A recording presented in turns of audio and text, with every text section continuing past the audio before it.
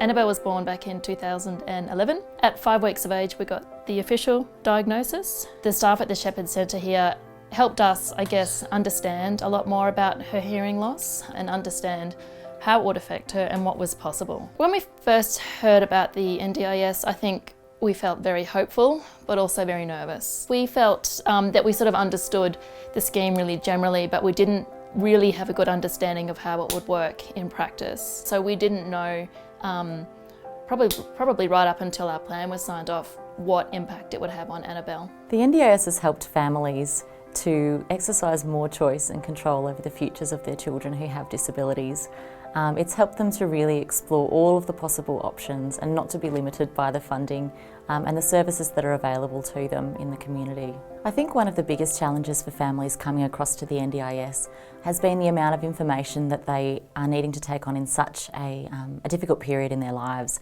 They've just had a baby and their baby's just been diagnosed with a hearing loss, and then all of a sudden they're having to navigate services and systems that weren't even in their minds before. We can be there in those early days to really support them and take some of that extra burden off of their shoulders. We learned about what the NDIS is, how the Shepherd Centre, I guess, would interact with NDIS, so we could continue coming here with NDIS funding. The Shepherd Centre also put together a couple of pages for our very first planning meeting with our planner about hearing loss, about Annabel's specific hearing loss, and about what supports Annabel needed to achieve her goals. Things like a goal of, say, hearing happy birthday by the time the child turns 1.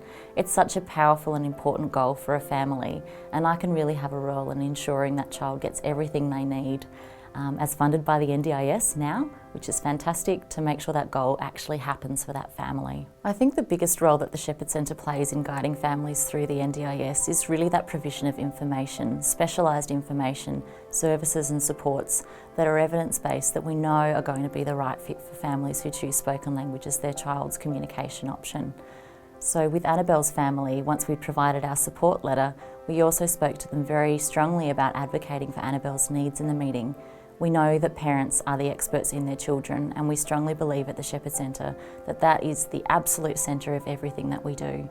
If we're not empowering parents to support and advocate for their children, then we're not doing our jobs. I think it's a huge risk going in without someone in your corner, because at the end of the day it is a bureaucratic process, there's a whole lot of red tape, so I think you do need to go in with someone in your corner fighting for you and ready to back you up if a decision doesn't go your way. The information I had from the Shepherd Centre really helped me as Annabel's parent advocate for her, so we could go into the planner and say, these are the areas that we want to work towards, and these are some of the things that we think will help her. The Shepherd Centre's recently been able to expand their services into school age, so we're now seeing children in the primary school and ultimately in the high school age ranges, with our therapy team, our audiologists and counsellors working together to support them to reach their potential.